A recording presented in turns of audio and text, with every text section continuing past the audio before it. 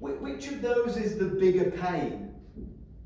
The car that's breaking down and actually damaging my business, or my desire to have a new car because my car's a little bit old? What do we think? The first one. The first, right. So that's the pain, and that's what psychologists tell us, is that it doesn't mean that these aren't buying emotions, by the way. Fear is a massively, and pleasure. Likewise, we're all driven by that, whatever it is that floats our boat. But actually, if we find pain, that is the most compelling buying emotion. So that's our job, to understand from a business perspective, do they have the motivation? Do they have something that is compelling, emotional, personal even, that's going to motivate them to make that change from what they're doing today to do something differently? And of course that could be do something with us. So our starting point when we're trying to qualify pain is typically to find some level of what we term a pain indicator. Some kind of problem, challenge that they're dealing with that's relevant to what we do. And that's typically how that conversation starts when we're in those discovery meetings. We find a prospect that's kind of got a problem or a challenge that is somehow related to what it is that we do, the sorts of things that we fix for our clients. And we call that oftentimes a pain indicator or a symptom. Typically it's not the cause of the problem. Why would we need to understand, though, the cause of the problem? To fix it. To fix it, yeah. And, maybe we can't fix it. If it turns out the cause of the problem is something unrelated to what we do, then that's not happening.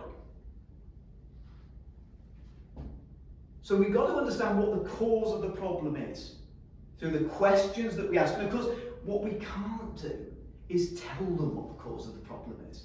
We've got to help our prospect. We've got to ask the questions that lead our prospect to self-discover what the cause of the problem is. So now we're kind of 2 layers down. We've got the symptom, now we've maybe got the cause. What we've got to understand now is what's the impact. Because of course it could be that there's not much impact. It's kind of, it's not ideal, it's not great.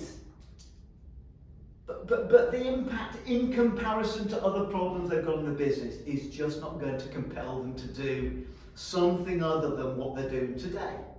So we've got to understand, how does it impact them? How does it impact them from a business point of view? How does it impact them, if we can, financially? What's the cost of this to the business?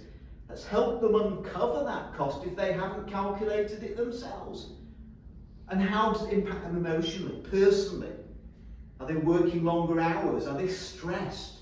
Is their very job under threat as a consequence of this problem? So what's the impact? Because the impact is going to define their commitment then to fix it. And of course we've got to understand, do they have that level of commitment? On a scale of 1 to 10, Mr. and Mrs. Prospect, given everything else that's going on in the business, what's your personal level of commitment to fix this? Not necessarily with me at this point, but actually just to fix it. And perhaps when we understand that, then we're closer to having either a qualified prospect, somebody with whom we can now start to think about talking about money, which is the next step in the process, or qualify out, because it's a no. And that's, second only to a yes. That's a great outcome, particularly if we get it nice and early in the process.